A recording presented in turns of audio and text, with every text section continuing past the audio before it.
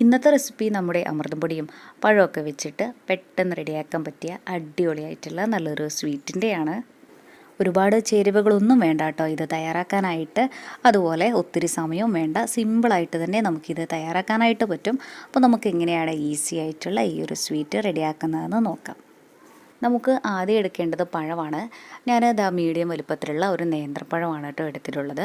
നല്ലോണം പഴുത്ത പഴം എടുക്കാനായിട്ട് ശ്രദ്ധിക്കണേ. പഴുപ്പ് കുറച്ച് കൂടിപ്പോയാലും കുഴപ്പമൊന്നുമില്ല. പഴുപ്പ് കുറഞ്ഞ പഴം എടുക്കരുതേ. അങ്ങനെ ആകുമ്പോൾ നമ്മുടെ ഈ ഒരു സ്വീറ്റിന് അത്ര ടേസ്റ്റ് ഉണ്ടാവില്ല.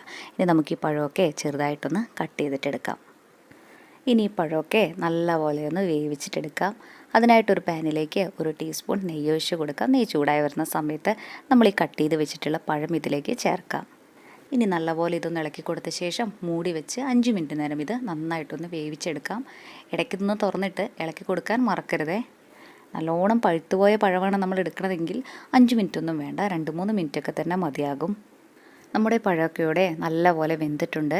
ഇനി ഒരു തവി വെച്ചിട്ടിത് നന്നായിട്ടൊന്ന് ഉടച്ചു കൊടുക്കാം. നല്ലപോലെ ഉടച്ചെടുത്ത് കഴിഞ്ഞാൽ ഫ്ലെയിം ഓഫ് ചെയ്ത ശേഷം നമുക്കിത് വേറൊരു പാത്രത്തിലേക്ക് മാറ്റാം.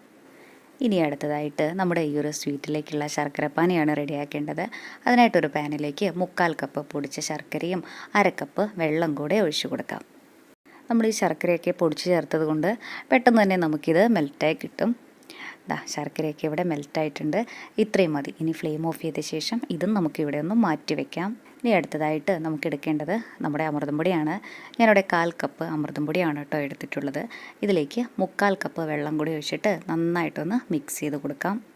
വെള്ളം തന്നെ എടുക്കണമെന്നൊന്നുമില്ല, ഇതിന് പകരം നമുക്ക് പാലും എടുക്കാം. ഇനി കട്ടകളൊന്നും ഇല്ലാതെ ഇത് മിക്സ് ചെയ്ത് കൊടുക്കാം. ഞാൻ അടുപ്പത്ത് വെച്ചല്ല കേട്ടോ ഇത് മിക്സ് ചെയ്ത് കൊടുക്കണത്. നമ്മളിപ്പോൾ ഡയറക്റ്റ് അടുപ്പിൽ വെച്ച് കുറുക്കിയെടുക്കുമ്പോൾ ചിലപ്പോൾ കട്ട പിടിച്ച് പോകാനൊക്കെയുള്ള ചാൻസ് ഉണ്ട്. അതുകൊണ്ട് കട്ടകളൊന്നും ഇല്ലാതെ മിക്സ് ചെയ്തെടുത്ത ശേഷം മാത്രം കുറുക്കിയെടുക്കണതാണ് കേട്ടോ ഒന്നും കൂടെ നല്ലത്. ഇനി ഇത് നമുക്ക് ലോ ഫ്ലെയിമിൽ വെച്ച് നന്നായിട്ടൊന്ന് കുറുക്കിയെടുക്കാം. നല്ല രുചിയുള്ള സ്വീറ്റാണ് കേട്ടോ ഇത്. എന്തായാലും ഒന്ന് തയ്യാറാക്കി നോക്കണേ. നമ്മുടെ ചാനലിൽ അമൃതം പൊടി വെച്ചിട്ട് കുറേ നല്ല റെസിപ്പീസൊക്കെ ഉണ്ട്. കണ്ടിട്ടില്ലെങ്കിൽ ഒന്ന് കണ്ടു നോക്കണേ. അതുപോലെ നമ്മുടെ ഈ ചാനൽ ആദ്യമായിട്ടാണ് കാണുന്നതെങ്കിൽ സബ്സ്ക്രൈബ് ചെയ്യാനും മറക്കല്ലേ കേട്ടോ. 2-3 മിനിറ്റൊക്കെ ആകുമ്പോൾ തന്നെ ഇത് നല്ലപോലെ തിക്കായിട്ട് വരും. കൈയെടുക്കാതെ ഇളക്കി കൊടുക്കണം കേട്ടോ, അല്ലെങ്കിൽ പെട്ടെന്ന് തന്നെ ഇത് അടുക്കി പിടിക്കും.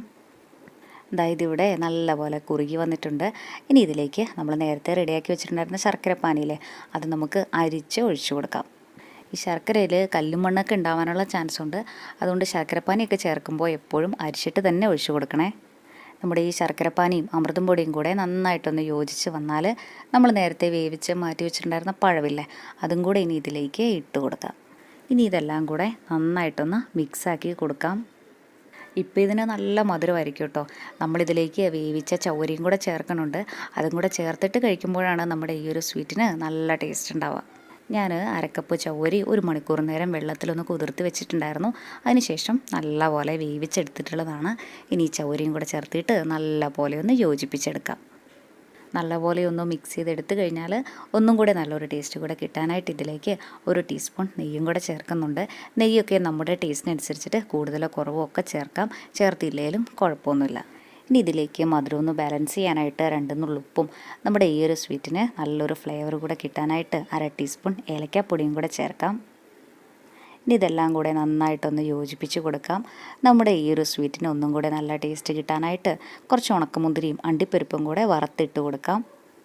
ഇത് ചേർത്തില്ലെങ്കിലും കുഴപ്പമൊന്നുമില്ല കേട്ടോ, നമ്മുടെ ഈ ഒരു സ്വീറ്റിന് നല്ല ടേസ്റ്റ് തന്നെ ഉണ്ടാവും. എല്ലാം കൂടെ ഒന്ന് മിക്സ് ചെയ്ത് കൊടുത്തു കഴിഞ്ഞാൽ നമുക്ക് ഫ്ലെയിം ഓഫ് ചെയ്യാം. ഇത്രേ ഉള്ളൂ നമ്മുടെ സൂപ്പർ ടേസ്റ്റി ആയിട്ടുള്ള ഈ ഒരു സ്വീറ്റ്. ഇതിന് അമൃതം പൊടിയുടെ ഒരു ടേസ്റ്റും തന്നെ ഉണ്ടാവില്ല കേട്ടോ. ഇഷ്ടമായി കഴിഞ്ഞാൽ ഒരു പ്രാവശ്യം ഇങ്ങനെയൊന്ന് ട്രൈ ചെയ്ത് നോക്കണേ. എന്നിട്ട് അഭിപ്രായം പറയാൻ മറക്കല്ലേ. താങ്ക്